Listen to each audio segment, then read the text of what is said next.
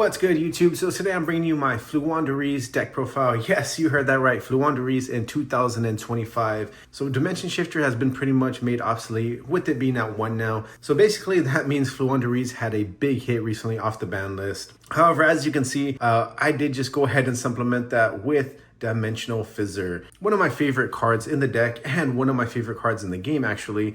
It's just cool to play these old school Yu-Gi-Oh cards in, I guess you could say, newer age decks like Floowandareeze. So this is a stun deck, by the way, Floowandareeze stun deck. I did add my own little spice to it aside from just Dimensional Fizzer. If you've been following my channel, then you know I'm obsessed with adding toxic cards to my deck profiles, just making things different. Speaking of, I will be doing a lot more anti-meta decks. I have Labyrinth, Dinomorphia, a Burn Dragoon deck I have cooking up. Hopefully try and get all of those out to you next week. Also, as well as doing a Trap Tricks deck. Yeah, I'm obsessed with creating decks. That is pretty much what inspired me to start this channel. And if you guys have been following my channel, then you already know I wanna be the very best, like no one ever was. So just quickly go over the deck profile. We have two Floowandareeze Robina. This is your primary one card starter as well. You do want to try and go into Robina as often as you can and utilize your pot cards to kind of dig into Robina. And in case you guys are new to Floowandareeze, all of the cards pretty much normal summon themselves, search another card, and then normal summon again. So with Robina, you pretty much use Robina to go into your Eaglin, which then gets you your bigger monsters. But I'll go over a test hand in the end of the video. Haven't played this deck in so long, but it's a very simple deck. Honestly, very beginner friendly as well. So then we have 3 Floowandareeze Eaglin, and then Eaglin pretty much gets you your bigger monsters. So you usually typically go into Robina, which then searches your Eaglin, and then your Eaglin gets a normal summon itself, and then search one of your bigger monsters. Then to round up the rest of the smaller monsters, we have Floowandareeze and Stree, and then our Toucan. So our Toucan pretty much, he normal summons himself and then can get one of your banished Floowandareeze monsters. So he's pretty much a good recycle. And then Stree, he banishes one card from your opponent's graveyard or your own graveyard. He used to be a lot stronger being able to banish from your own graveyard just to free up room for a Dimension Shifter. However, that is no longer a card that we utilize. So with one of each, you don't really need more than that. Then the honorary Floowandareeze monster, we have our Fossil Dyna. Because our cards allow you to do an extra normal summon, he is a good card to kind of end on. So we just have one of in here. You can search him. Just kind of improves the ceiling of the deck as well. Being able to end on your typical board and then also a Fossil Dyna. Because this deck does not special summon as well. Then we have 2 Empen. He is pretty much, he's great in this format, I feel like, because he's great against Link monsters. So with Malice being one of the top decks in the game, Empen is pretty much a shutout against Link decks. He pretty much is a walking skill drain for monsters that are in attack mode. We have 2 of them. Some people play 3. I like to keep 2 just to kind of improve the consistency of the deck. Then we have the last 2. We have the Mega Monarch, and then we have Mist Valley Apex Avian. So Mist Valley Apex Avian, he has your Omni Negate.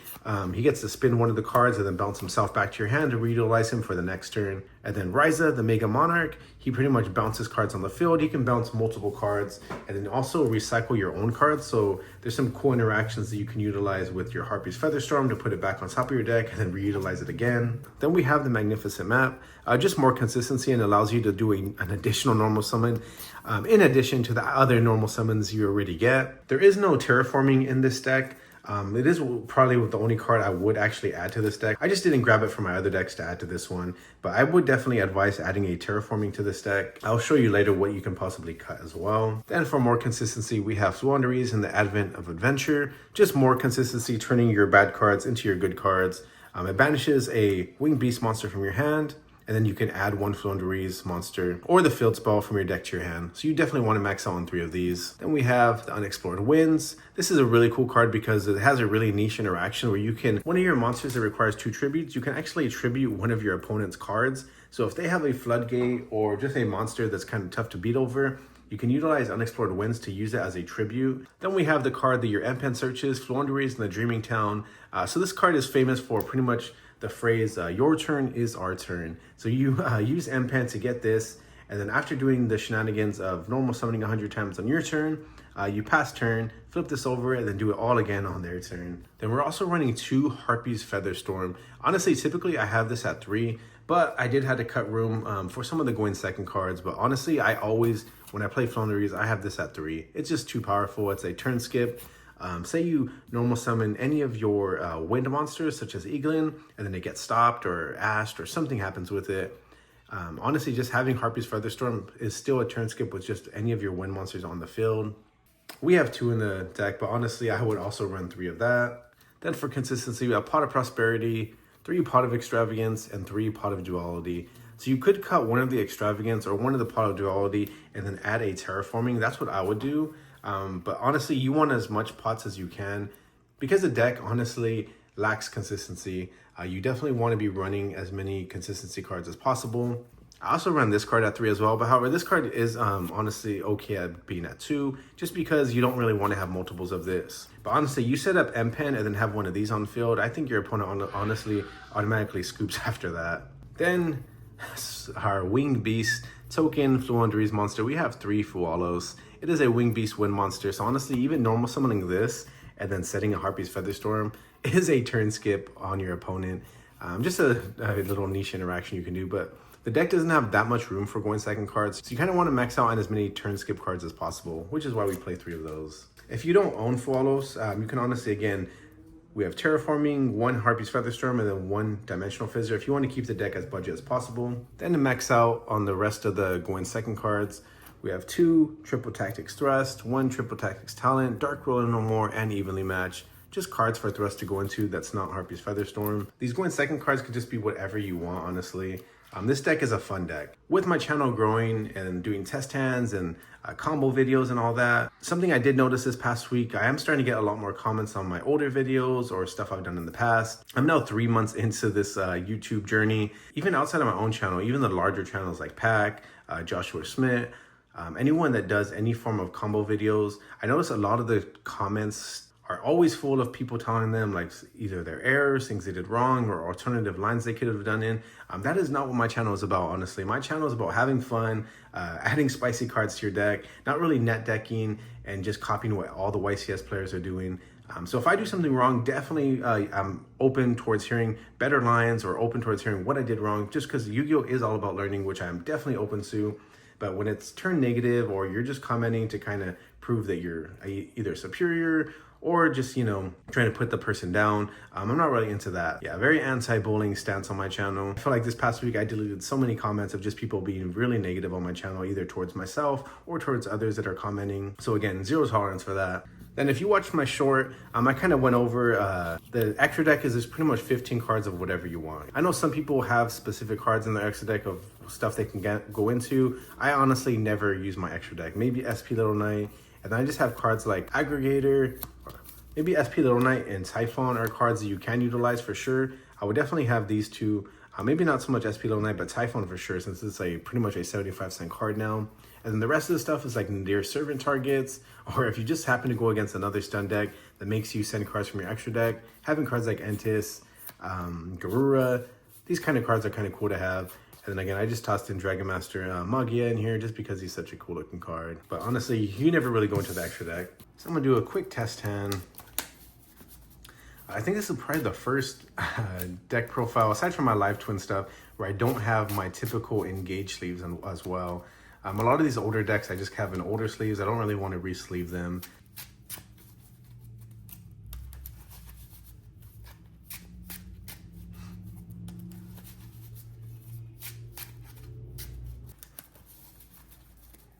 All right, let's see what we got.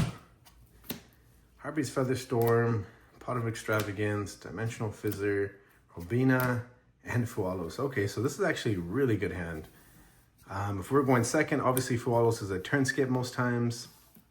If we're going second, our 6th card would have been Eaglin. So we're just going to pretend like we are going first, just to kind of show you the ceiling of the deck. Honestly, it's a very linear line, very similar to Blue Eyes actually. If you guys have watched my Blue Eyes video deck profiles, you kind of do the same thing every time. But we're just going to go ahead, start off with Pot of Extravagance, banishing 6 cards. Doesn't really matter what we banish.